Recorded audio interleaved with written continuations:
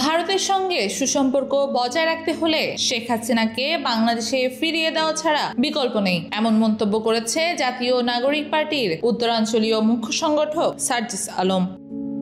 পঞ্চগড়ের শেরে বাংলা পার্ক সংলগ্ন জুলাই শহীদ স্মৃতিস্তম্ভে বিভিন্ন মসজিদ কমিটির সদস্যদের সঙ্গে মতবিনিময় শেষে সাংবাদিকদের প্রশ্নের জবাবে তিনি এই মন্তব্য করেন।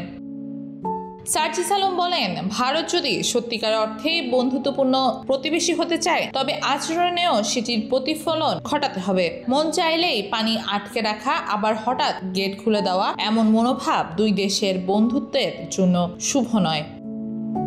তিনি অভিযোগ করেন, মহানন্দা নদীতে কোনো পূর্ব ঘোষণা ছাড়াই ভারত 8টি সুইচ গেট খুলে দিয়েছে, ফলে সীমান্ত এলাকার কয়েকটি গ্রাম ভাঙন ও পানি বৃদ্ধির ঝুঁকিতে পড়েছে। এ সময় নির্বাচন কমিশনের প্রতীকের তালিকা নিয়েও মন্তব্য করেন সার্জিস আলম। তিনি বলেন, মানুষের হাসির খোরাক হয় এমন প্রতীক তালিকায় থাকা কমিশনের রুচি ও দায়িত্ববোধ নিয়ে প্রশ্ন তোলে। আমরা আশা করি ইসি বিষয়টি পূর্ণ বিবেচনা করবে।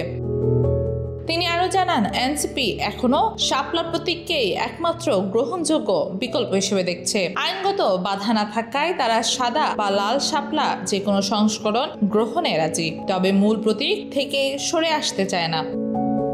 নেক্সট নিউজ, একান্ত টিভি।